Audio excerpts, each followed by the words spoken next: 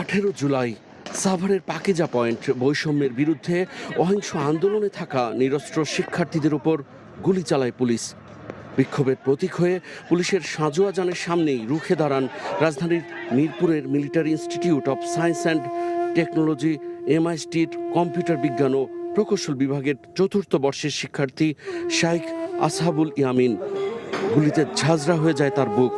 তারপর সেই সাঁজোয়া যানে করেই মুমূর্ষ ইয়ামিনকে নির্দয়ভাবে ঘুরিয়ে ঘুরিয়ে এক পর্যায়ে টেনে ফেলে দেয়া হয় সড়কে। নিষ্ঠুর এই হত্যাকাণ্ডের ঘটনা দাবানলের মতো ছড়িয়ে পড়ে সারা দেশে।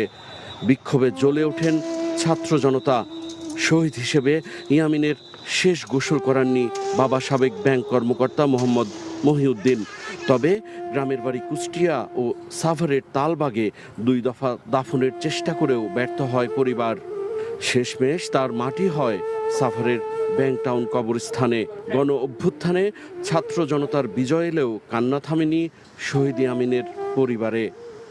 যাদের নির্দেশে এবং যারা এটা করেছে আমি তাদের বিচার চাই। সাভারের প্রথম শহীদ ইয়ামিনের আত্মত্যাগের পথ ধরে ইতোমধ্যে পুলিশের গুলিতে ঝরে গেছে অর্ধশতাধিক প্রাণ।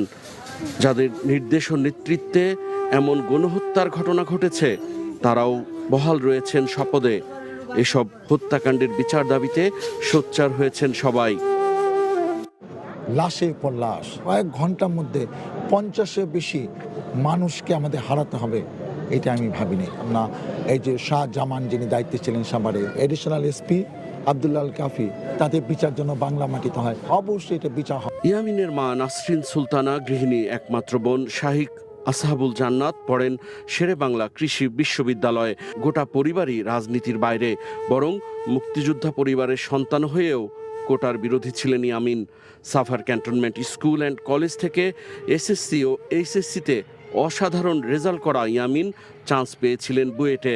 তবে পাশের গ্রামের প্রতিবেশী আবরার ফাহাদকে পিটিয়ে হত্যার ঘটনায় ক্ষোভে দুঃখে সেখানে ভর্তি না হয়ে বেছে নিয়েছিলেন institute of Science and technology.